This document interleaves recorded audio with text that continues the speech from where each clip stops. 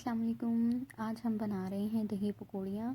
बहुत ही मज़ेदार और बहुत ही आसान रेसिपी है, बिल्कुल ही थोड़े से इंग्रेडिएंट्स के साथ। इसके लिए मैंने सबसे पहले 1.5 कप पकौड़ियों को 1 घंटे के लिए पानी में भिगो दिया था। या आप हाथ से दबा के चेक कर लें, अगर तो वो नरम हो गई हैं तो आप इनको अच्छी तरह निचोड़ लें।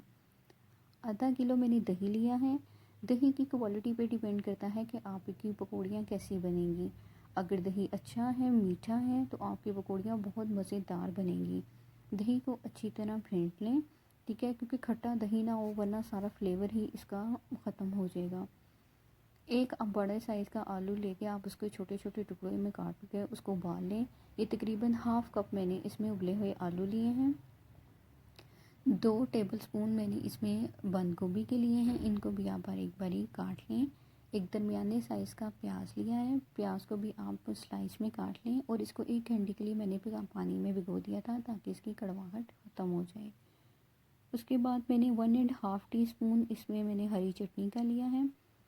1.5 चाय का चम्मच चटनी हमने बनाने के लिए आप इसमें 1 कप धनिया, 1 कप पुदीना और साथ 3 से 4 हरी मिर्चें डाल के उसको ब्लेंड कर लें। आप हरी चटनी का सिर्फ 1.5 टीस्पून इसमें इस्तेमाल करेंगे, बाकी आप इसको फ्रीज़ कर दें। जब चाहे जब दिल करें फिर फ्रीज़र में से निकाल के इस्तेमाल कर सकते हैं। उसके बाद 1.5 चाय का चम्मच chaat masala, half tea spoon से भी कम नमक जाएगा और 1 टीस्पून इसमें ज़ीरा जाएगा। हम नमक कम देंगे क्योंकि हमारी पकौड़ियों में भी ऑलरेडी नमक होता है। अब हम एक बोल लेंगे, उसमें हम दही डाल लेंगे। जो हाफ़ केजी हमने दही लिया है। अभी मैं सारा नहीं डालूँगी, मैं देखूँगी कि मेरा कम है या ज़्यादा है। ये आप पे भी डिपेंड करता है कि आप अपनी मर्ज़ी के मुताबिक ले सकते हैं। उसके बाद इसमें हाफ़ टी स्पून से भी कम इसमें नमक जाएगा।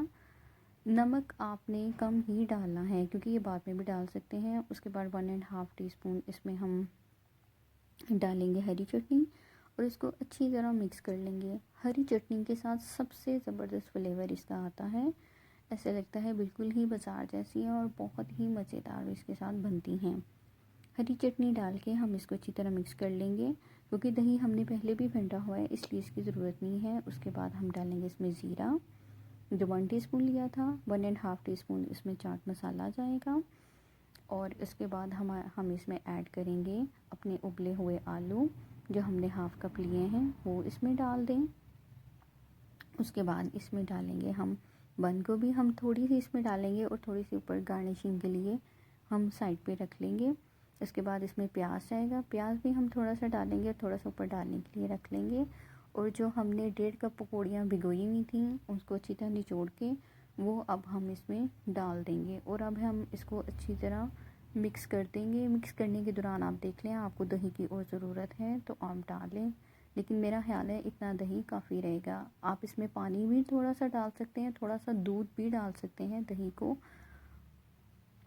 दही की थिकनेस जो है उसको कम करने के लिए। अब आप इनको अच्छी तरह मिक्स कर लें।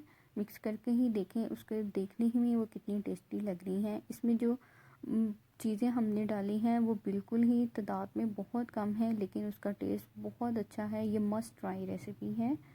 अब हम इसको गार्निश करेंगे। गार्निश करने के लिए अब हम इसके ऊपर से डाल देंगे सबसे पहले बंद गोभी डाल के इसको हम अच्छी तरह बंद गोभी डाल दें। इसको मिक्स ना करें क्योंकि हमने इसको गार्निश करना है।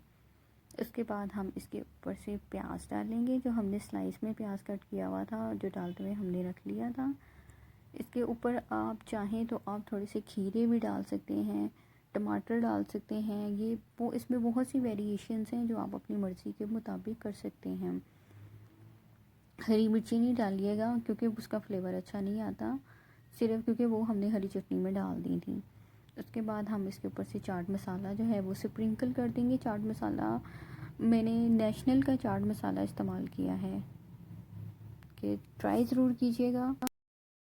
अब आप इसको अपनी मर्ज़ी के मुताबिक डेकोरेट कर सकते हैं। रेसिपी ज़रूर ट्राई कीजिएगा, फ़ीडबैक अपना ज़रूर दीजिएगा और दुआओं में याद रखिएगा। इंशाअल्लाह ताला नेक्स्ट रेसिपी के साथ मुलाकात होगी। अल्लाह हाफ़िज़, अल्लाह निगहबान।